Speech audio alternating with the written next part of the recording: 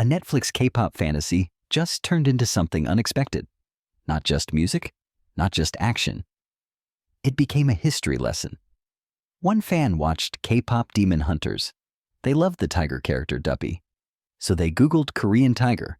What they found was shocking. Japan, during its colonial rule, classified tigers as harmful animals. They created the Gyeongseong hunting unit in 1917. Their goal was extermination. That discovery hit TikTok. The video reached over 1.2 million views. 2,000 comments flooded in.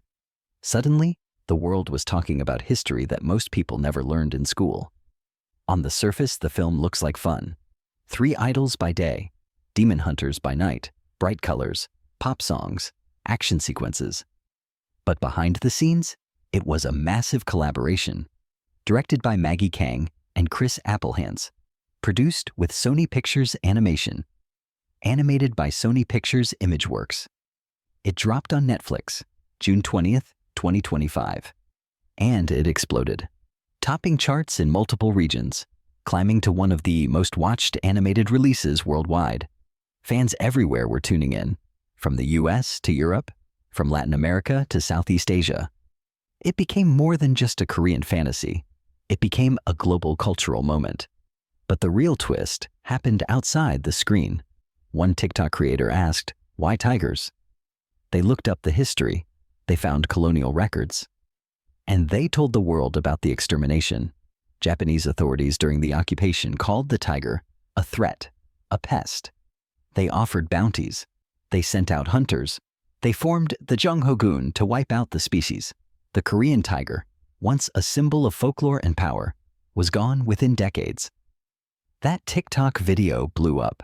Over 1.2 million views, 18,000 likes, thousands of shocked comments. People wrote, "I had no idea Japan did this. Why didn't we learn this in school?" Others compared it to erased history in their own countries. The comments section became a history forum. This wasn't random. 3 forces collided. First, myth hooks.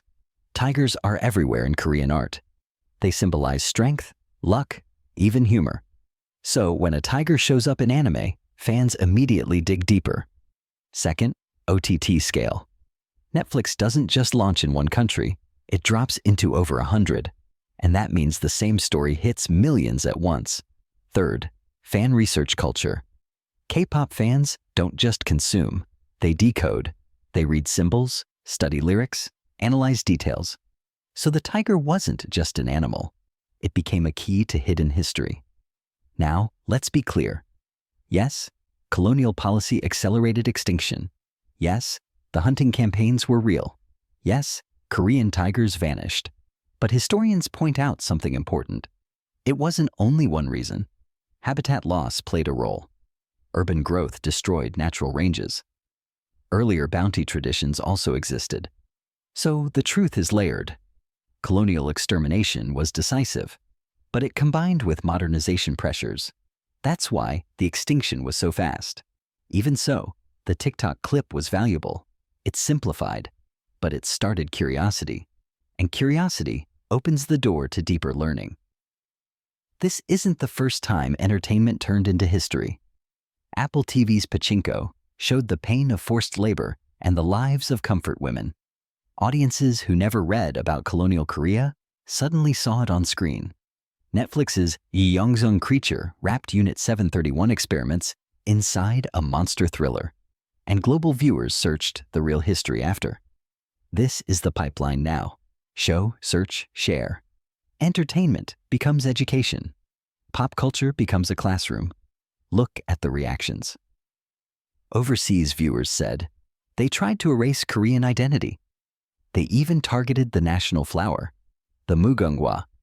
Japan destroyed cultural buildings. Most Japanese people don't even know their government's crimes. Meanwhile, Korean netizens wrote, "Demon hunters did what politics couldn't." This anime exposed history better than textbooks. Sony never expected this irony. And yes, that irony was sharp. The same Japanese company that helped produce the movie ended up funding a project that revived colonial history worldwide. Think about that.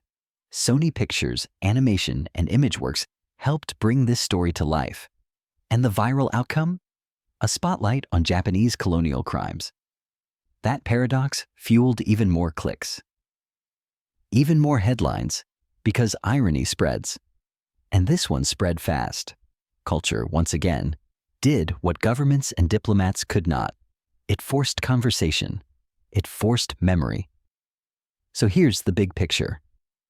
K-pop Demon Hunters was never built to be a history documentary. It was made to entertain. But culture doesn't stay in its lane anymore. One symbol, one animal, one fan. That's enough to reopen a global debate. Culture entertains, but it also teaches when audiences ask questions. So here's my question to you. What story do you think the world needs to uncover next?